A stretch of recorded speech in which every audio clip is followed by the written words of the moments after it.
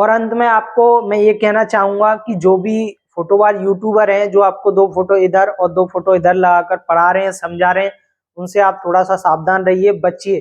देखिए जैसे ही आप अपने मोबाइल को ऑन करते हैं तो सीपीयू से हमारा 2 सिग्नल आउट होता है, जो कि होता है हमारा एलसीडी इनेबल 2 और एलसीडी इनेबल 1। हेलो दोस्तों, एक और धमाकेदार वीडियो में फिर से आपका स्वागत है। एक फोटो इधर और एक फोटो इधर। आज की वीडियो में हम जानेंगे कि हमारा एक आईसी आता है LM36273, LM36274 आईसी का वीडियो हमने ऑलरेडी अपलोड किया है।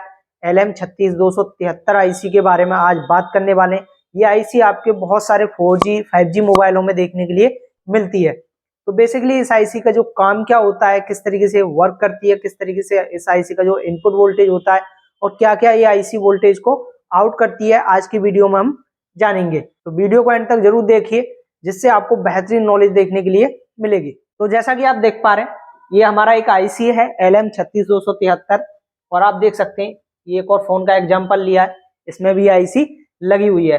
बेसिकली इसकी एक पहचान होती है, इसके पास में आपको 2 आप देख सकते हैं 2 बूस्ट कॉइल देखने के लिए मिलेंगी और यहाँ पर भी देख सकते हैं 2 बूस्ट कॉइल आपको देखने के लिए मिलेगी। तो ये एक सिंपल पहचान होता है इस आईसी का। अब जान लेते हैं आईसी हमारे मोबाइल में काम क्या करती है। तो बेसिकली ये जो आईसी होता है ये हमारा ग्राफिक्स के लिए जो हमारा +5 वोल्ट और -5 वोल्ट होता है उसको जनरेट करती है, जो कि आपके 4G 5G सेटों में ये आईसी लगी हुई मिलेगी। आज इस आईसी के बारे में फुल्ली एक्सप्लेन करेंगे और ये बताएंगे कि अगर आपके पास कोई भी ऐसा मोबाइल आता है जिसमें आईसी लगा हुआ है तो आपको किस तरीके से स्टेप बाय स्टेप इसको चेक करना है और किस तरीके से इसको रिपेयर करना होता है।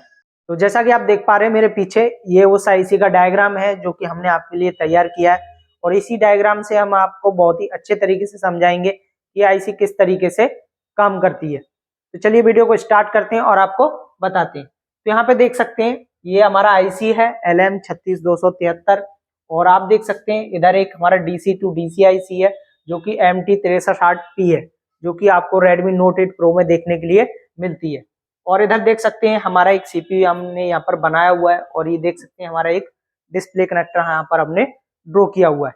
उसके बाद जानेंगे, देखिए इस आईसी को वर्क करने के लिए सबसे पहले इनपुट सप्लाई आता है, जो कि आता है हमारा DC to DC आईसी से, जो कि होता है हमारा VPH का सप्लाई।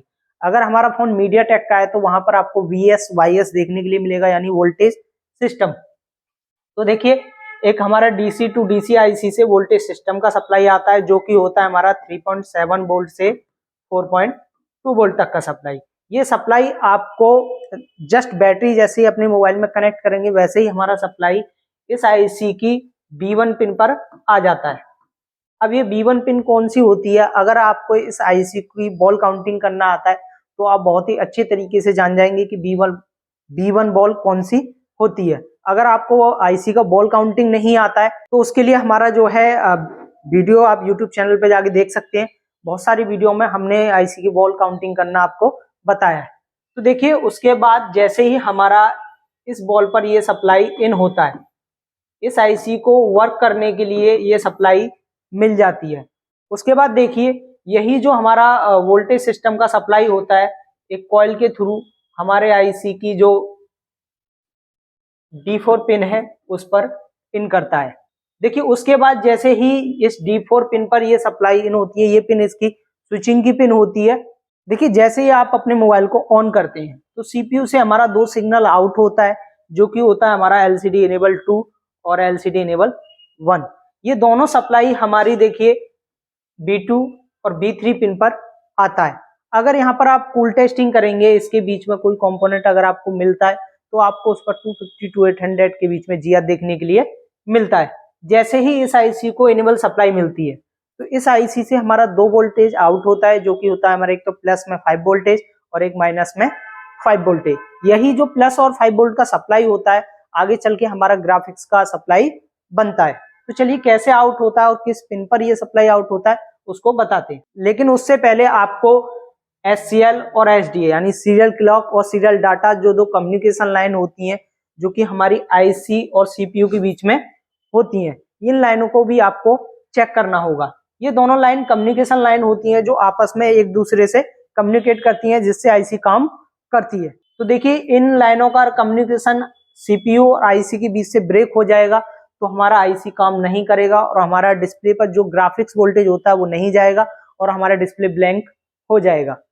उसके बाद देखिए इस आईसी से हमारा आप देखेंगे इसकी B4 पिन से हमारा VSP यानी वोल्टेज सोर्स पॉजिटिव जो कि होता है हमारा +5 वोल्टेज, इसको आप AVDD नाम से भी जान सकते हैं। तो ये सप्लाई आपको डिस्प्ले कनेक्टर पर देखने के लिए मिलती है। अगर आप इस लाइन में कूल टेस्टिंग करते हैं तो 250 to 800 के बीच में GR देखने के लिए मिलेगी और जब आप मोबाइल को ऑन करके चेक करेंगे तो इस लाइन में आपको +5 वोल्टेज देखने के लिए मिलेगा। उसके बाद देखिए A1 पिन से हमारा VSN यानी माइनस का 5 वोल्टेज यहाँ से आउट होता है, जैसे वोल्टेज सोर्स नेगेटिव कहते हैं, या किसी किसी मोबाइल में ये आपको AVEE भी देखने के लिए मिलता है जो कि हमारे डिस्प्ले कनेक्टर पे आता है, जो कि हमारे ग्राफिक्स की सप्लाई बनता है। देखिए जैसे ही +5 वोल्टेज और -5 वोल्टेज हमारे ग्राफिक्स पर मिलते हैं और उसके बाद कुछ सिग्नल और CPU से यहाँ पर आते हैं, वैसे ही हमारे डिस्प्ले पर ग्राफिक्स जनरेट हो जाता है। तो बेसिकली ये एक हमारा LM36273 आईसी है जो कि ग्राफिक्स की जो वोल्टेज होती है VSP और VSN उसको बनाने के लिए काम करता है। तो ये तो हुई इसकी एक डीपली नॉलेज। अब बात करते हैं इसकी फॉल्ट फाइंडिंग की। अगर ये आईसी किसी भी सेट में लगा हुआ है तो उसमें क्या क्या फॉल्ट आपको देखने के लिए मिल सकता है और उसको आपको कैसे चेक करना होता है। देखिए सबसे पहले आप अपने मोबाइल में बैटरी लगा के इस कॉइल के दोनों साइड आपको वोल्टेज सिस्टम का सप्लाई चेक करना है। अगर इस कॉइल पर वोल्टेज सिस्टम का सप्लाई आ रहा है यानी कि इनपुट हमारा इस आईसी में ओके है। उसके बाद देखिए आपको सेकंड नंबर पे जो हमारा इनेबल सप्लाई होता है वो आपको चेक करना है और उसके बाद डेटा की लाइन और क्लॉक की लाइन, ये 2 लाइन चेक करनी है। अगर ये सब ओके होगा तभी हमारा जो आईसी होता है ये हमारा +5 वोल्टेज और -5 वोल्टेज आउट करता है।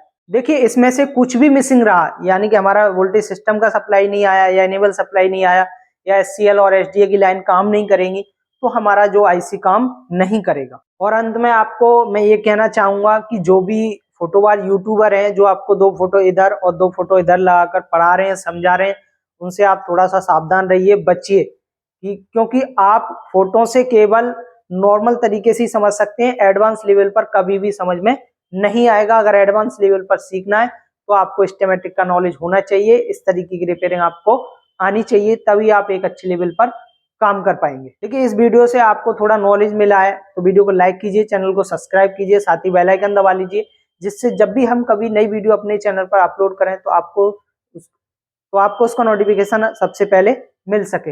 यदि आप एडवांस लेवल पर मोबाइल रिपेयरिंग सीखना चाहते हैं, एक एक कंपोनेंट, एक एक लाइन, एक एक आईसी की डिटेल के बारे में, तो आप जीके इंस्टीट्यूट को ज्वाइन कर सकते हैं। ज्वाइन करने के लिए आप नीचे दिए नंबर पर कॉल कर सकते हैं या आप हमें व्हाट्सएप भी कर सकते हैं, आपके नंबर पर सारी जानकारी भेज दी जाएगी। तो मिलते हैं ऐसे किसी नेक्स्ट वीडियो के साथ, तब तक के लिए धन्यवाद।